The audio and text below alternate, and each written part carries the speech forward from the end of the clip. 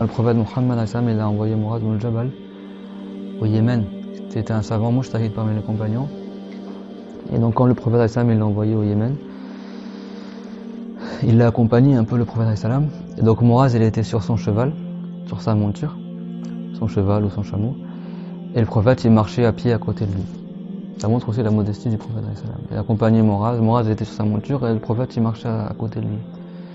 Et donc le prophète Mohammed il lui a dit, comme c'est rapporté par Ahmed dans le hadith, et il lui a dit: oh Mu'adh, c'est possible qu'après cette année-là, tu ne me verras plus. C'est-à-dire que moi je t'accompagne, là tu vas partir au Yémen, mais c'est possible que si tu reviens l'année prochaine, tu ne me verras plus. Et il a dit, et c'est possible que si tu reviens l'année prochaine à Médine, que tu passes à côté d'un mosquée et tu passeras à côté de ma tombe. C'est-à-dire c'était à la fin de la vie du prophète et le prophète, il avait le pressentiment qu'il allait mourir bientôt.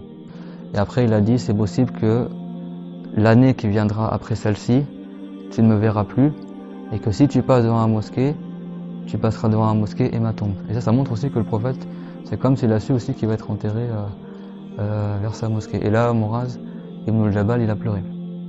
Il a pleuré tellement il se languissait de pouvoir revoir le prophète encore une fois, etc. Mais le prophète, il l'a envoyé au Yémen, qui est à des centaines de kilomètres de la Mecque et de Médine. Et après, le prophète, il s'est tourné vers Médine. Il a mis son visage en direction de Médine. Et il a dit: Awlan nas biyal muttaqun man kanu wa haythu kanu.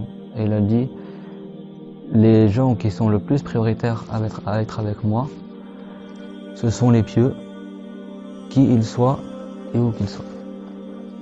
C'est ce qu'il a dit à Mu'adh avant qu'il parte. Même si Mu'adh il part loin, qu'il ne verra plus le prophète, il a dit: les gens qui sont le plus prioritaires à être avec moi, dans le dos-là, c'est les gens qui sont pieux, où qu'ils soient et qui ils soient. D'accord? Donc la piété, c'est ça qui est utile à la personne, même si elle n'habite pas dans un pays musulman, même si elle est loin du prophète physiquement, si elle est pieuse, elle est proche du prophète dans le sens, d'accord? C'est-à-dire elle est proche, quand on dit dans le sens, ça veut dire au niveau du jugement dans sa religion, elle est proche du prophète. Même si physiquement, des fois on est loin du prophète Mohammed.